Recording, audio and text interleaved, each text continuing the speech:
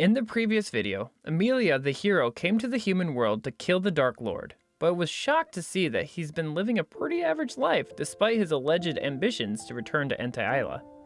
After stalking him for days, Amelia concluded that he would be better off in Japan and advised him to remain there and not to return to Anti-Isla. Sure enough, he rejected the advice, but then they were both attacked by an unknown enemy who followed them from the other world and planned to kill them.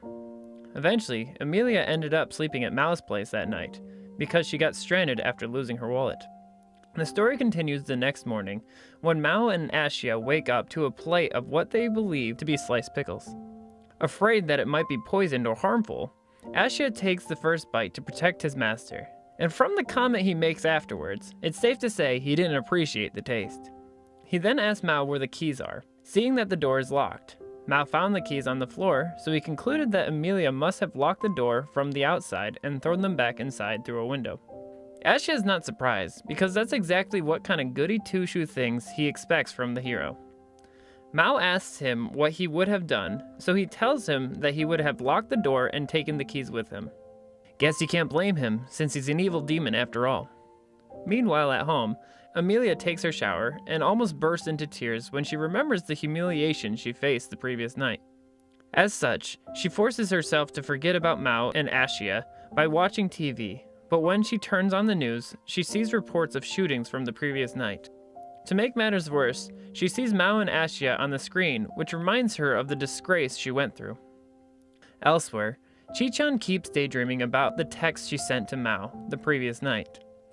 The news comes on, reporting the shooting near her workplace, but she's too engrossed in her fantasies to pay attention. It turns out she sent the text about more earthquakes coming to ask Mao for advice, since her house was hit hard last time. He texted back, suggesting that they use their day off to meet somewhere later in the evening and talk about it. Chi-chan's mother asks her if she's going to work later in the day, and she informs her that she has other plans. Hearing this, her mother reminds her to play it safe, implying that she would be careful since there is a shooting the previous night, but Chi-chan's head is already in the gutter, so she asks what she means.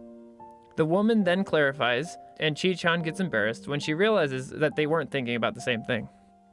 Meanwhile, at work, Amelia's colleagues ask her to have lunch with her for the third time in a row, but she declines once more. This time, it's because she has a lot of paperwork to do since she lost her wallet. Suddenly, she receives a call from who she assumes is a customer, so she answers it, introducing herself as Yusa. The man on the other end commends her for blending in so quickly and reveals that he knows she's the hero. She's taken aback by his statement, but boldly asks who he is. He just vaguely states that he's someone who knows about her and the Demon Lord and plans to kill them. He believes that Anti-Isla would be a better place without both of them, and so he's prepared to kill them to make sure that they don't return. From the echoes in his voice, Amelia presumes that he's someone from the Abyss in Anti-Isla, but is perplexed because the only surviving general from Hell she knows is Ashia, and he wouldn't want to kill Mao. Shrugging off the thought, she asks him to elaborate on what he meant when he said that their deaths would be in Anti-Isla's best interests.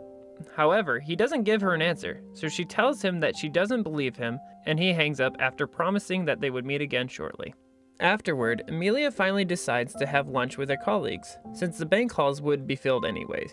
But that's when she receives a call from the Yoyogi police station. It turns out that they were able to track down Mao as the owner of the bicycle, and they needed someone else to confirm his identity, so he called Amelia. After doing the necessary paperwork with the police, Amelia comes out furious that they dragged her to the police station during her lunch break. But Ashia bluntly reminds her that she kind of owes them since they gave her a place to stay the previous night. On their way out of the police station, Amelia tells Mao about the threatening phone call she received, informing him that he's also a target. Before leaving, she advises him to stay safe so he doesn't get killed by some random person because she wants to be the one to end him. Meanwhile, Chi-chan gets home from school and picks out a pretty dress for the date she's been dreaming of all day. After checking herself out in the mirror, she feels satisfied and steps out. Elsewhere in town, Ashia continues to hound Mao to tell him the specifics of his meeting with Chi-chan. Mao explains that she just wants advice on something, adding that they'll be meeting by 5.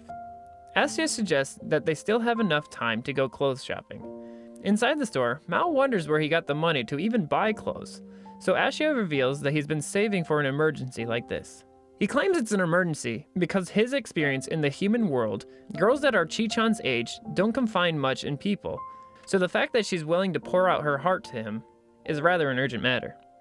After helping him pick out a nice outfit, they pay for the clothes and leave the store. Later, Mao meets up with the love-struck girl and compliments her haircut, and she points out how much cooler he looks in the new clothes than his usual outfit. Despite giving him all the signs that she's head over heels in love with him, Mao remains clueless while the two head to a coffee shop to have their date. Later that day, Amelia bumps into a suspicious-looking Asya at the mall. She interrogates him and finally discovers that he's spying on Mao and Chi-chan. Initially, she assumes that they have evil plans for the girl, but Asya explains that his master is on a date with her.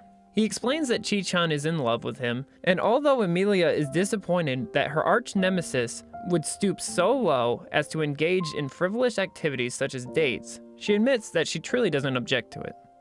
As the two proceed to spy on Mao and his date, Asya states that he finds it annoying that a mere human would dare have feelings for the Dark Lord. But Amelia, on the other hand, is baffled that such a cute girl would even be attracted to the foul demon. After finding out about the earthquake talks, Amelia presumes that it might be connected to the other world, so she decides to go into the cafe to eavesdrop better. Asya tries to stop her, but just ends up being dragged along. Inside the cafe, Chi-chan tells Mao that she's been hearing a ringing sound in her ear ever since she started working at the part-time job, but always overlooked it. However, a few days ago, she heard some people speaking in strange language that she somehow understood. They were warning her of a bigger earthquake coming, but they didn't think she heard them, despite her shouting that she did. Hearing this, Mao concludes that it must be the sonar, a series of shock waves using people from the other world to communicate with humans on Earth. Mao presumes that the person using the waves might be trying to pinpoint his location to kill him and Amelia. Unfortunately, these massive shock waves also cause phenomena like earthquakes, and so that must be the reason for the foretold big one. Just then, Asya and Amelia enter the cafe, and Mao is horrified to see them. He then quickly advises Chi-chan to warn her loved ones so they can be safe. Afterward, she thanks him and sheepishly attempts to confess her love to him, but Amelia interrupts her and begins calling Mao an evil demon. He tries to stop her, but she shuns him.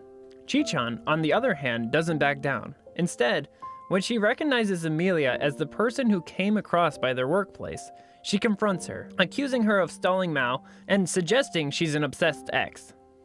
Enraged by these allegations, Amelia bites back, and the two ladies begin exchanging words, while Mao and Asya drown in embarrassment. The argument is broken up when the place starts to rumble and the predicted earthquake occurs, and it truly lives up to its hype, because in a matter of seconds, the whole place is brought down. A while later, Chi-chan wakes up and realizes she's trapped under the rubble with Amelia. After introducing herself, Amelia assures the girl that she doesn't have feelings for Mao, but advises her not to fall for him because she could get hurt. Chi-chan is worried about Mao, but Amelia is confident that he's okay, because she knows that he wouldn't die that easily. After the assuring chat, Amelia uses a little potion of magic to put Chi-chan to sleep. She then calls out to Mao, and he immediately pushes a huge boulder to meet her. Amelia is shocked to see that he's transformed into a huge horned beast, resembling his former self. She decides that this is her chance to kill him and prove her might. But she holds the thought when he tells her to watch over Chi-chan while he goes with Asya to rescue the survivors. Stunned by this statement, Amelia just freezes as she ponders why the Dark Lord would use his powers to save humans. That brings us to the end of today's recap on the anime, The Devil is a Part-Timer. Please hit the thumbs up button, subscribe, and kindly comment below if you would like to see the next part. Thanks for watching, and bye for now. See you next time.